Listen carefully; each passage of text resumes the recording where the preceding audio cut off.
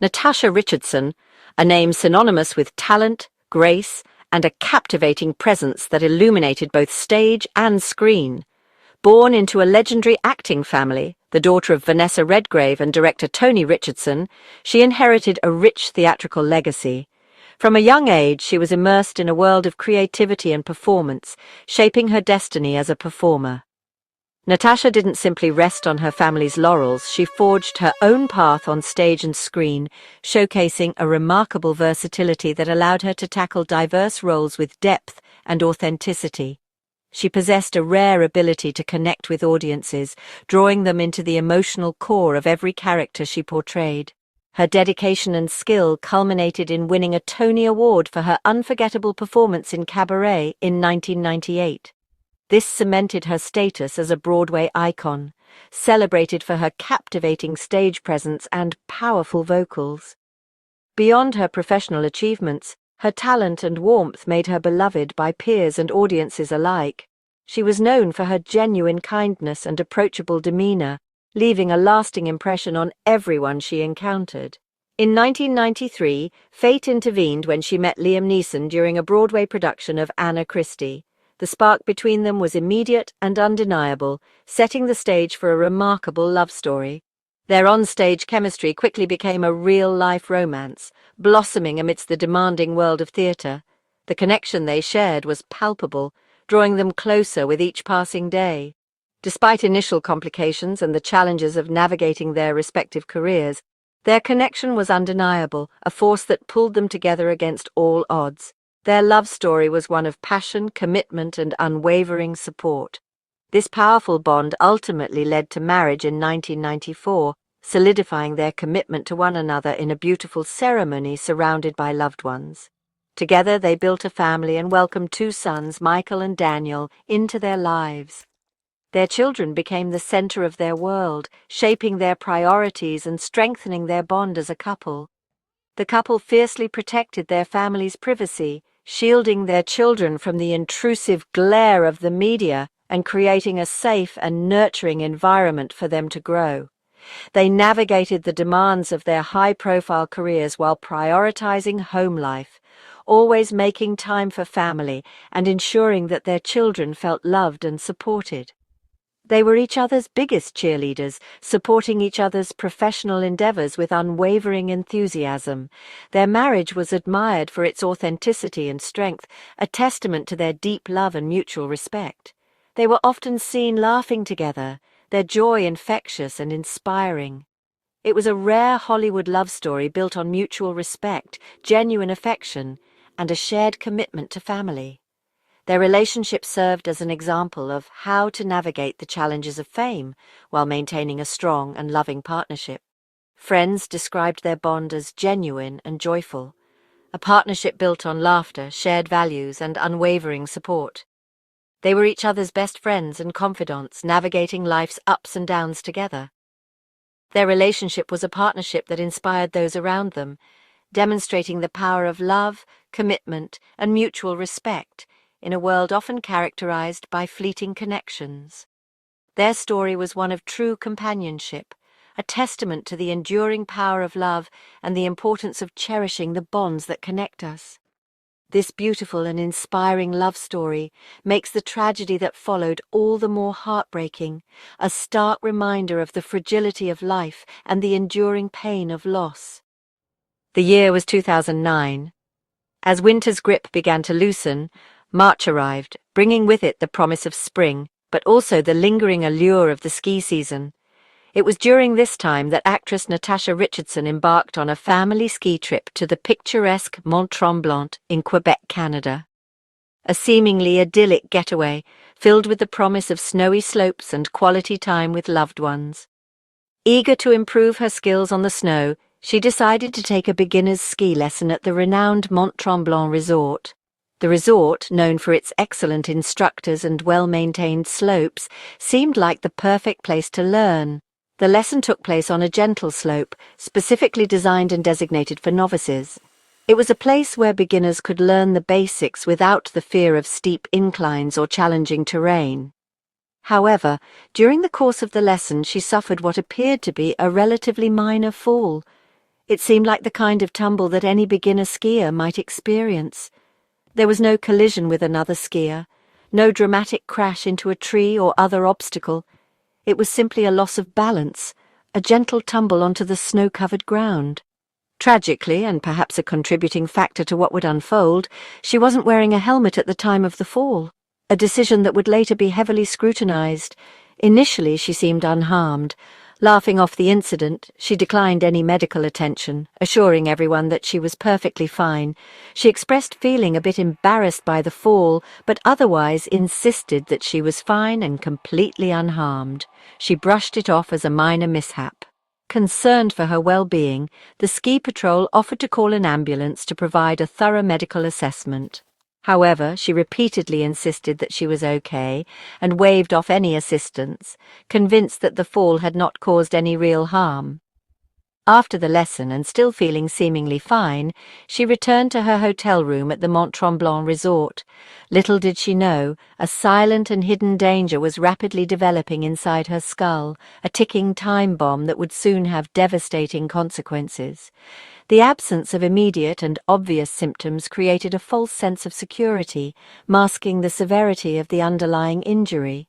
In retrospect, her decision to skip a medical check, a seemingly minor choice at the time, would ultimately prove to be a critical turning point. What initially appeared to be a simple and harmless tumble on a beginner's slope would tragically and unexpectedly escalate into a life-threatening medical emergency, a stark reminder of how quickly things can change.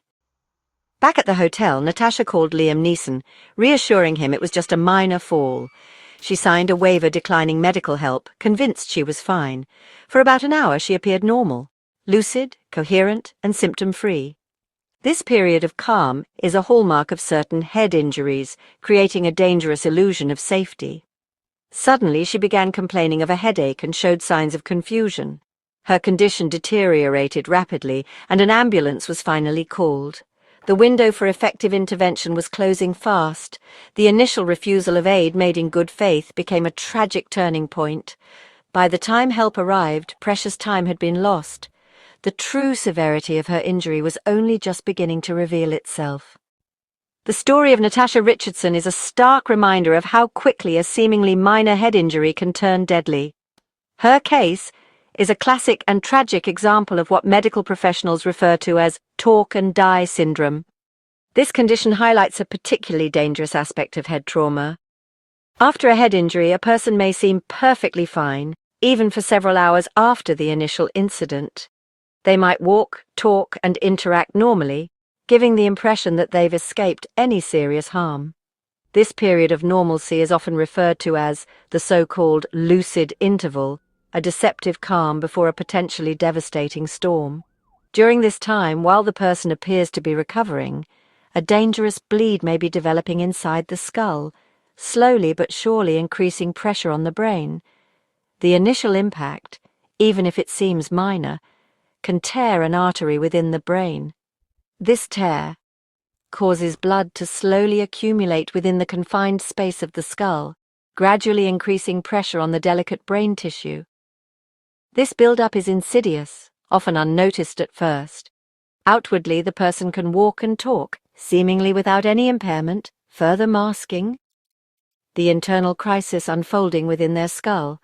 This deceptive appearance can be incredibly misleading, both to the injured person and those around them. However, as the pressure builds, subtle symptoms like a persistent headache, increasing confusion, or a feeling of disorientation may suddenly appear, marking the critical shift from a perceived state of safety to a situation of acute danger and requiring immediate intervention.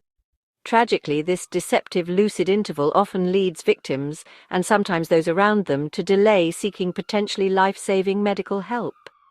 In Natasha Richardson's case, her insistence that she was fine and didn't need medical attention was a genuine reflection of how she felt at the time, tragically, until it was simply too late to reverse the damage. The true tragedy of talk and die syndrome lies in how easily these seemingly minor injuries can be underestimated, leading to devastating consequences. Therefore, immediate medical attention is absolutely crucial after any head injury, even when the initial symptoms appear to be minor or even non-existent. When in doubt, seek help. By the time Richardson reached the hospital, her condition had worsened dramatically. Doctors diagnosed a massive epidural hematoma, bleeding between the skull and the brain's outer membrane. This injury is often caused by a torn artery, leading to rapid blood accumulation and increased pressure on the brain. Emergency surgery can save lives if performed quickly, but delays are often fatal. In Richardson's case, the damage was already too severe. She was flown to New York so her family could be by her side. The medical consensus was grim brain death had occurred. Her death was ruled accidental, the result of a seemingly minor fall. The tragedy underscored the lethal potential of untreated head injuries. The news devastated Liam Neeson and the entire family. Neeson rushed from Toronto to Montreal, only to be told there was no hope of recovery. Honoring a pact they'd made, he made the heartbreaking decision to discontinue life support. Family gathered at her bedside, including her mother, sister, and young sons. On March 18, 2009, Natasha Richardson passed away, her organs donated in a final act of generosity. The loss was immense, especially for her children, who faced growing up without their mother. Neeson has spoken of the enduring waves of grief, describing her as his princess and the center of his world. Richardson's death became a powerful cautionary tale, bringing traumatic brain injuries into the spotlight. Her story sparked a surge in helmet use at ski resorts and prompted public awareness campaigns about head safety. The concept of the lucid interval and the dangers of untreated head injuries became widely discussed. Resorts began recommending or mandating helmets, especially for children and beginners. Medical experts stressed the importance of immediate evaluation after any head impact. Her story has saved lives, making helmet use and prompt medical care the new norm. The tragedy led to a cultural shift in winter sports safety. Richardson's legacy endures in the lives protected by increased awareness. After Richardson's death, Neeson immersed himself in work and focused on raising his sons. His roles often reflected his personal pain, but his priority remained his family. The family honored Natasha's memory, with son Michael even adopting her last name. For years, Neeson spoke openly about his grief and the impossibility of moving on. Recently, rumors of a new romance with Pamela Anderson have surfaced, suggesting he may be opening his heart again. Friends described the relationship as wholesome and grounded. Neeson's journey through loss and healing has inspired many. His story is one of resilience, love, and the possibility of new beginnings. Natasha Richardson's story is a lasting reminder of life's fragility and the importance of head injury awareness. Her accident led to a cultural shift in ski safety and public understanding of brain injuries. Her legacy is one of prevention, saving lives through increased vigilance and helmet use. For Neeson and their sons, her memory remains a guiding force. His journey through grief and renewal honors her spirit. Richardson should be remembered for her passion, talent, and love. Her life, though tragically cut short, continues to inspire and protect others.